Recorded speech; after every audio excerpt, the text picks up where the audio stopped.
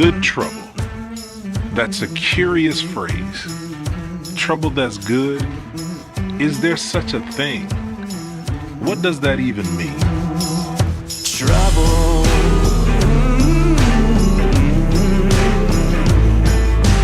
Trouble. Let's start with a young black man named John Lewis growing up in rural Alabama in the 1950s. When John was old enough to read, he started noticing the signs around town. Some of the signs said for white people, and some of the signs said for colored people. And all his parents would say was, "John, that's the way it is. Don't get in the way. Don't get in trouble." When he was 15, John heard a preacher on the radio named Martin Luther King Jr. who was calling for change. He said the time for justice was now, no more waiting. Then John learned about Rosa Parks, a woman who sat down to stand up against injustice. These people were definitely getting in the way and definitely getting into trouble. But John knew this was a good kind of trouble. The words and leadership of Dr. King and the action of Miss Parks inspired him. He decided that whatever the cost, he too was going to find a way to get in trouble. Good trouble. For her good trouble, Rosa Parks was arrested twice, lost her job, and was forced to move and face down death threats. For his good trouble, Martin Luther King Jr. was jailed 29 times, beaten, stabbed, bombed, and eventually assassinated. And for John Lewis, he was arrested 45 times, attacked, harassed, and beaten near death. To John, it was all worth it.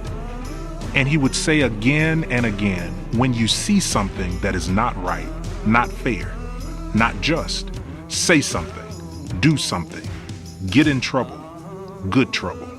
Find a way to get in the way. Rosa Parks, Martin Luther King Jr., and John Lewis were all followers of Jesus whose faith motivated them to good trouble. Flip through the pages of the scripture and you'll find lots of God's people doing the same. The Egyptian midwives Shiphrah and Puah defied Pharaoh's order to murder Hebrew boys. Rahab resisted the king of Jericho and hid the Israelite spies. Shadrach, Meshach, and Abednego refused to bow down to Nebuchadnezzar's statue. Queen Esther put her life on the line to save God's people from the wicked schemes of Haman. Peter and John boldly preached the gospel when it was forbidden. Jesus himself was known as a troublemaker.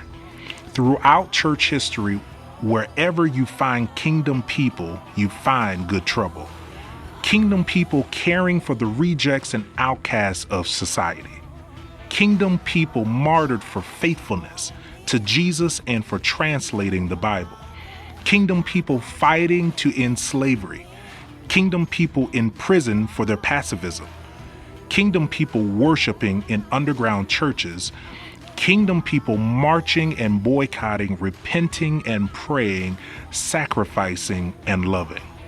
The good trouble of the kingdom is disruptive. It disrupts violence with love, hatred with forgiveness, fear with peace, despair with hope, and death with life. So let us, like Dr. King, like John Lewis, and like Rosa Parks, find a way to get in the way. For the sake of justice, let us dedicate ourselves to good trouble.